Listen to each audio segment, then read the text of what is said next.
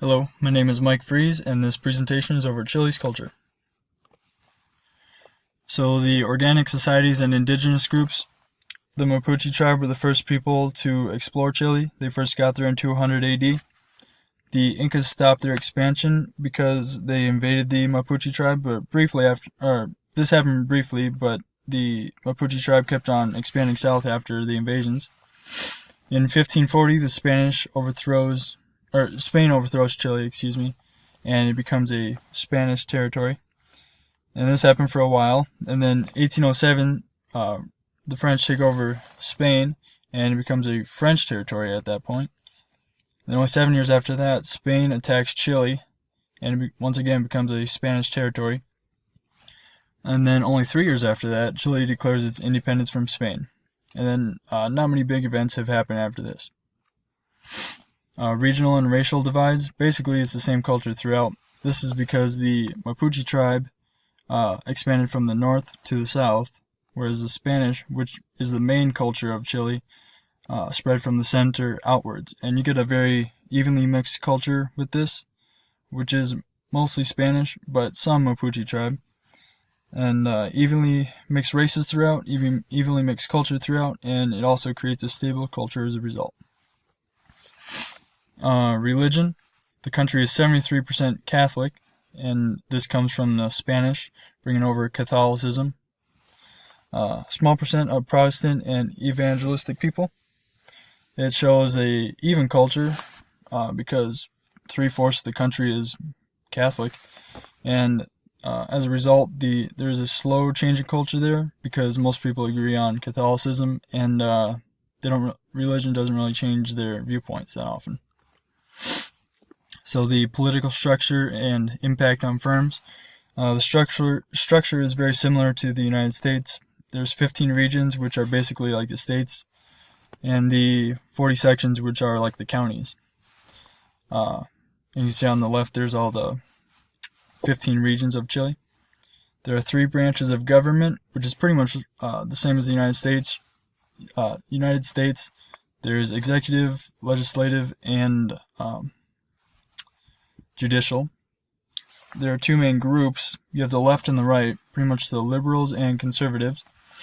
And the parties, those are the 2 groups, and in comes the parties where there's like a spectrum of parties. And like in the United States, there is either right or left, but in Chile, you have a spectrum where you have a few parties that are far left and far right, and then a few parties that are in the middle that are center left and center right.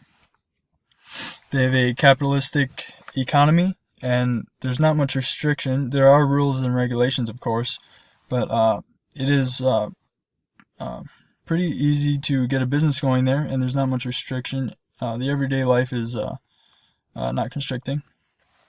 So the social environment and communication, men have much more authority than women.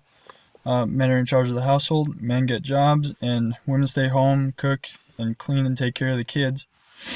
But over the last few years, female power has grown, and this is more on the liberal side because the conservative viewpoints don't really change all that often.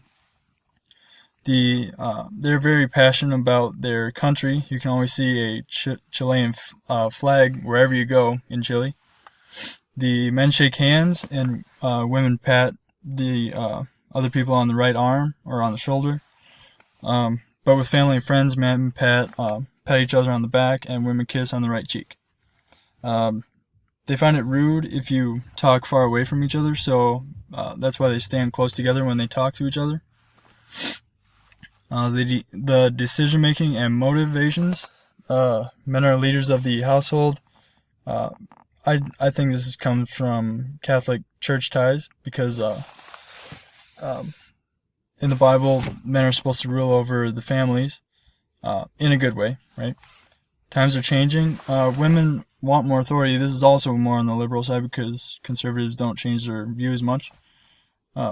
Growing motivation to travel. In school, students are wanting to travel abroad more often, and the opportunities are also coming out too. And same with business. People want to do more business abroad, with business in other countries, and they also do more world trade stuff. Security is a big motivation there. The crime in residential areas keeps on growing, and also men frequently catcall women. This means that in public, it's illegal in Chile to whistle at a woman. You can get fined like $300 for that in Chile, which is crazy. Economic data: one of Latin America's fastest growing economies from 2000 to 2015. Debt is 30% of GDP. I found that pretty surprising, actually. I think it's just because in the United States the debt's so high. GDP per capita is 24,000 in U.S. dollars, and this is one big reason why I would want to move to Chile, because of the 1.9% income tax. Average household debt is 2/3 of their household income, and they have really poor hospitals with 2.1 beds per 1,000 people there. And Chilean people are one of the hardest working types of people in the world. They work more hours than most people in other countries. If you look at this picture, Chile is the world's leading exporter of copper. They mine a lot of copper. They mine a little silver and gold, but mostly copper. And they also export a lot of wood and fruit. And these are my references. Thank you for listening.